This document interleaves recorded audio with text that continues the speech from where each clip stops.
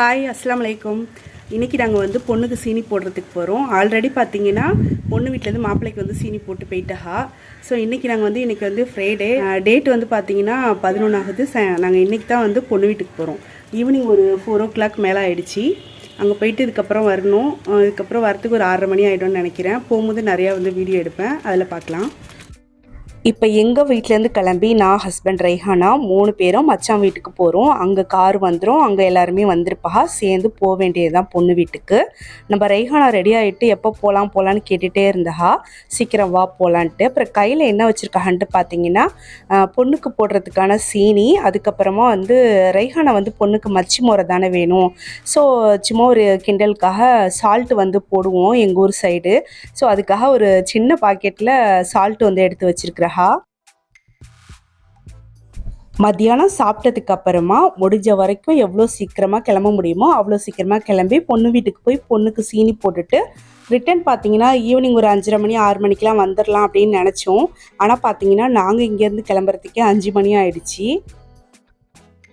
மெஹந்தி நல்லா கலர் வந்துருந்துச்சு. இந்த மாதிரி மெஹந்தி போட்டுட்டு என்னோடய கையை பார்க்குறதுக்கு எனக்கே ரொம்ப பிடிச்சிருந்துச்சி. நான் வந்து இந்த மேரேஜுக்கு 2 கைக்கு ஃபுல்லாக மெஹந்தி போடணும் அப்படின்னு சொல்லி பிளான் பண்ணி வச்சுருந்தேன். ஆனால் எனக்கு டைம் வந்து சுத்தமாக செட்டே ஆகலை. ஒரு கைக்கு போடுறதுக்கே எனக்கு வந்து டைம் கிடைக்கல. கஷ்டப்பட்டு தான் போட்டேன். எப்படி தான் வந்து அதாவது மற்றவங்க வீட்டு மேரேஜ்லாம் பார்க்குறேன், மெஹந்தியாக இருக்கட்டும், ட்ரெஸ்ஸிங்காக இருக்கட்டும், மேக்கப்பாக இருக்கட்டும், எல்லாமே பக்காவாக சூப்பராக ரெடி ஆகிடுறா. அவளுக்கு எப்படி தான் டைம் வந்து கிடைக்குது, செட் ஆகுதுன்னு தெரியல. எங்களுக்கு பார்த்தீங்கன்னா சுத்தமாக டைமே கிடைக்கல. கிடைச்ச டைமில் ஏதோ நாங்கள் வந்து ரெடி ஆகிருக்கோம். இப்போ சீனி போட அழைச்சிருக்க எல்லாருமே வந்துட்டா. நாங்கள் புக் பண்ண காரும் நானும் வரத்துக்கு தான் கொஞ்சம் லேட் ஆகிடுச்சு. இப்போ நம்ம வந்து கிளம்ப வேண்டியது தான்.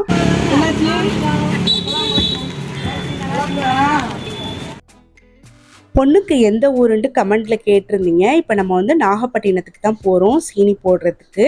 இங்கேருந்து பொண்ணு வீட்டுக்கு போகிறதுக்கு ஒரு 1/2 hourக்கு மேலே ஆகிடும் அப்படின்னு நினைக்கிறேன். லேடிஸ் பசங்க எல்லாருமே காரில் போயிட்டோம். எங்கள் மச்சான், என்னோட ஹஸ்பண்ட், ஃப்ரெண்ட்ஸ் எல்லாருமே பைக்கில் வந்துட்டா. நம்ம ரெய்ஹானாக்கு தான் பார்த்தீங்கன்னா ஒரே ஜாலி தான் போங்க. அவ்வளோ ஜாலியாக, அவ்வளோ ஹாப்பியாக, ரொம்ப என்ஜாய் பண்ணாங்க இந்த ஃபங்க்ஷனை. வந்து கல்யாணத்தை ஸ்டார்ட் பண்ணதுலேருந்து பார்த்தீங்கன்னா ரொம்ப ஜாலியாக ஹாப்பியாக இருந்தா. அவளுக்கு வந்து அடிக்கடி வெளியில் போகிறதுனா ரொம்ப பிடிக்கும். நான் எப்போவுமே நிறைய வீடியோவில் சொல்லியிருக்கிறேன். ஸோ அடிக்கடி ஃபங்க்ஷன், குட்டி குட்டி ஃபங்க்ஷன் வரும். அதுக்கப்புறம் மேரேஜ், அதுக்கப்புறம் அழைக்கிறது, அந்த மாதிரி நிறைய ஃபங்க்ஷன் வந்துகிட்டே இருக்கும் இல்லையா. ஸோ ரொம்ப ஜாலியாக என்ஜாய் பண்ணிகிட்டு இருந்தா. அடுத்து காரு முன்னாடி போகிறதும், பைக்கு பின்னாடி வரதும், பைக்கு முன்னாடி போகிறதும், காரு பின்னாடி வரதும்னு சொல்லிட்டு நாங்கள் எல்லாருமே ஜாலியாக ஒருத்தரை கலாய்ச்சிக்கிட்டு ஜாலியாக பேசிக்கிட்டே ஒரு வழியாக பொண்ணு வீட்டுக்கு வந்து சேர்ந்தாச்சு. ரொம்ப ஹாப்பியாக செம்ம ஜாலியாக போணுச்சு.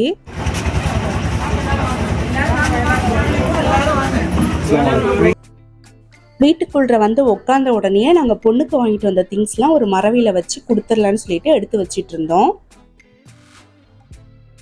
அன்னைக்கு நாங்கள் பொண்ணு வீட்டுக்கு என்னென்ன எடுத்துகிட்டு போனோன்னு பார்த்தீங்கன்னா, பொண்ணுக்கு பட்டு புடவை, அதில் ப்ளவுஸ் இருக்கு இல்லையா, அதுக்கு வந்து லைனிங் கிளாத்து, அப்புறம் ஸ்வீட்டு, பூவு, அதுக்கப்புறமா மாப்பிள்ளைக்கு போட்ட சீனியை தான் பொண்ணுக்கு போய் போடுவோம். அதாவது முன்னாடியே மாப்பிள்ளைக்கு போட்டுருவோம் இல்லையா, அந்த சீனியை எடுத்து வச்சுருந்து அதை எடுத்துகிட்டு போய் தான் பொண்ணுக்கு போடுவோம் எங்கள் ஊர் சைடு. உங்கள் ஊர் சைடெலாம் எப்படி சீனி போடுவீங்கன்ட்டு சொல்லுங்கள்.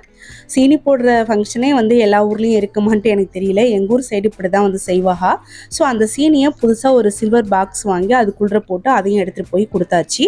இது எல்லாத்தையும் ஒரு மரவையில் வச்சு அதை வந்து மாப்பிள்ளையோட அம்மா எடுத்துகிட்டு போய் பொண்ணோட அம்மா கையில் கொடுத்துருவாங்க. அதுக்கப்புறமா அந்த பட்டு புடவையை ஓப்பன் பண்ணி மாப்பிள்ளையோட அம்மா வந்து சும்மா ஒரு முந்தானியை மட்டும் அப்படியே தலையில் வந்து பொண்ணு தலையில் வந்து போட்டுட்டு வந்துடுவோம். அதுக்கப்புறமா பொண்ணு வீட்டு சைடில் இருக்கிறவங்க பொண்ணுக்கு புடவையெல்லாம் கட்டி ரெடி பண்ணி மணவரையில் வந்து அழைச்சிட்டு வந்து உட்கார வைப்பா. ஸோ புடவையை கொடுத்துட்டு நாங்கள் எல்லாருமே வந்து உட்காந்தாச்சு. அதுக்கப்புறம் பொண்ணு வீட்டில் எங்கள் எல்லாருக்குமே வந்து ரோஸ் மில்க் கொடுத்தா. அதை குடிச்சிட்டு வெயிட் பண்ணிகிட்டு இருந்தோம். பொண்ணும் ரெடி ஆகி மணவரைக்கு வந்துருச்சு. நம்ம ரெய்ஹானா பக்கத்தில் வந்து பொண்ணுக்கு தோழியாட்டம் போய் உட்காந்துட்டா. அதுக்கப்புறமா வந்து எல்லாருமே சீனி போடுறதுக்கு ஸ்டார்ட் பண்ணியாச்சு. ஃபஸ்ட்டு வந்து நாங்கள் தான் வந்து சீனி போட்டோம். நாங்கள் அழைச்சிட்டு போன எல்லாரையுமே சீனி போட சொல்லிவிட்டு நாங்களும் சீனி போட்டுட்டு அல்ஹம்துலில்லாஹ் ரொம்ப நீட்டாக சந்தோஷமாக இந்த ஃபங்க்ஷன் வந்து நடந்து முடிஞ்சிருச்சு. அங்கேருந்து நாங்கள் கொஞ்சம் நேரத்துலேயே கிளம்பிட்டோம். ரொம்ப நேரம்லாம் வந்து நாங்கள் வந்து டைம் வந்து ஸ்பெண்ட் பண்ணலை. ஸோ தேவையான அளவுக்கு மட்டும் டைம் வந்து ஸ்பெண்ட் பண்ணிவிட்டு அங்கேருந்து கிளம்பியாச்சு. நடுவில் நம்ம ரைஹானை பார்த்தீங்கன்னா சால்ட் எடுத்துகிட்டு வந்தான்னு சொன்னேன் பார்த்தீங்களா, அதை வந்து போடுறதுக்கு வச்சுட்டே இருந்தா.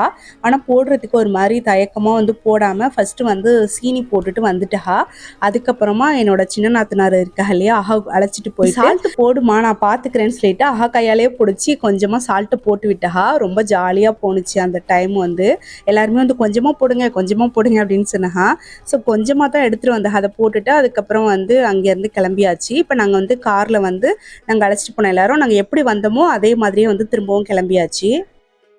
அதுக்கப்புறம் நல்லபடியாக வீட்டுக்கு வந்து சேர்ந்தாச்சு. அன்னைக்கு கொஞ்ச நேரம் நல்ல மழை பெஞ்சிச்சு, அதுவும் ரொம்ப ஜாலியாக இருந்துச்சு. இப்போ நாங்கள் வந்து சீனி போட்டுட்டு வீட்டுக்கு வந்தாச்சு. வெளியில் பார்த்தீங்கன்னா நல்ல மழை பெஞ்சிட்ருக்கு. டைம் வந்து 8:45 ஆகிடுச்சு. இப்போ தான் வீட்டுக்கு வந்தோம். ஸோ அதுக்கப்புறம் நாளைக்கு வந்து பார்த்திங்கன்னா கட்டுக்கழுத்தி சாப்பாடு, அதாவது எங்கள் ஊரில் வந்து கல்யாணத்துக்கு முதல் நாள் வந்து கட்டுக்கழுத்தி சாப்பாடுன்னு சொல்லுவாங்க. ஸோ நாளைக்கு தான் அந்த ஃபங்க்ஷன் இருக்குது. ஸோ அதில் பார்க்கலாம்.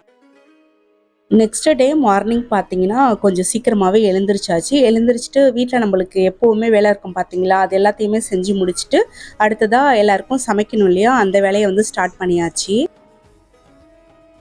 முன்னாடி நாள் நைட்டு பொண்ணு வீட்டுக்கு சீனி போட்டுட்டு வந்ததுக்கு அப்புறமா மச்சான் வீட்டில் கொஞ்சம் நேரம் உட்காந்து எல்லாருமே பேசிகிட்டு இருந்தோம். மழை வேறு பெஞ்சிட்டு இருந்துச்சு.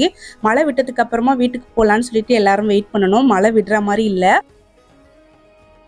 லைட்டாக மழை விட்டதுக்கு அப்புறமா நனைஞ்சிக்கிட்டே வீட்டுக்கு வந்தாச்சு. வந்து தூங்கிட்டு காலையில் சீக்கிரமாக எந்திரிச்சாச்சு. லைட்டாக டயர்டாக இருந்துச்சு, இருந்தாலும் எல்லாரையும் பார்க்கும்போது ஃபங்க்ஷன் அப்படிங்கும்போது அது ஒரு மாதிரி ஜாலியாகிடுச்சு. அந்த டயர்டு அப்படிங்கிற அந்த நினப்பையே நான் மறந்துட்டேன்.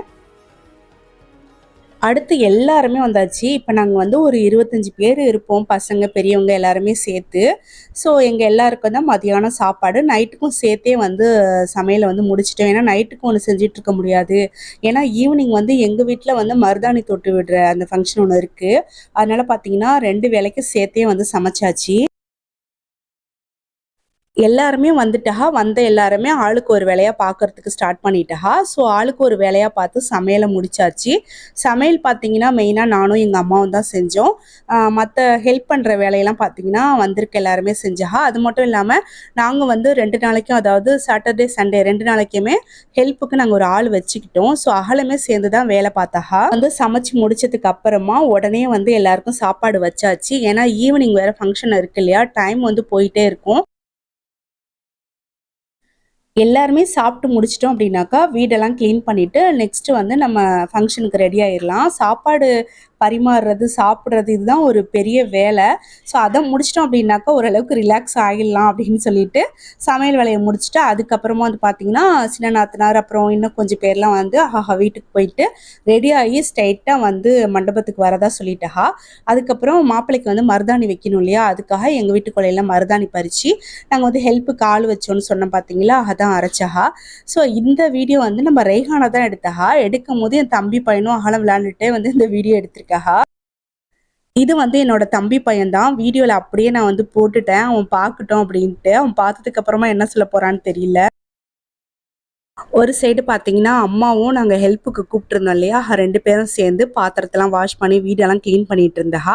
நான் வந்து போய் குளிச்சு ஃப்ரெஷ்அப் ஆகிட்டு ட்ரெஸ் பண்ணிவிட்டு அதுக்கப்புறம் நம்ம ரெய்ஹானாவையும் ரெடி பண்ணிடலாம் அப்படின்னு சொல்லிட்டு அவளுக்கும் எல்லாமே எடுத்து வச்சுட்டு அவளை ரெடி பண்ணிட்டு இருந்தேன். ஆனால் டைம் வந்து எப்படி தான் போணுச்சுன்னே தெரியல, அவ்வளோ டைம் வந்து ஃபாஸ்ட்டாக போயிடுச்சு, ரொம்ப லேட்டாகவும் ஆயிடுச்சு. நடுவில் பார்த்தீங்கன்னா இந்த மெஹந்தி ஃபங்க்ஷனுக்கு வேர் பண்ணுறதுக்காக ஒரு ஸ்டோன் வச்ச சாரீ ஒன்று மீஷோவில் ஆர்டர் போட்டிருந்தேன். கரெக்டாக டைமுக்கு வந்துருச்சு. ஆனால் ப்ளவுஸ் தான் ஸ்டிச் பண்ண முடியல, காலையில் தான் வந்துச்சு. சாரீ வந்து ரொம்ப சூப்பராக இருந்துச்சு. ரேட் வந்து பார்த்தீங்கன்னா 500 தான். ஆனால் நல்லா இருந்துச்சு. ஆனால் கலர் வந்து நான் எதிர்பார்த்த அளவுக்கு இல்லை, ரொம்ப டார்க்காக இருந்த மாதிரி இருந்துச்சு. அதனால நான் வந்து ரிட்டன் போட்டுட்டேன்.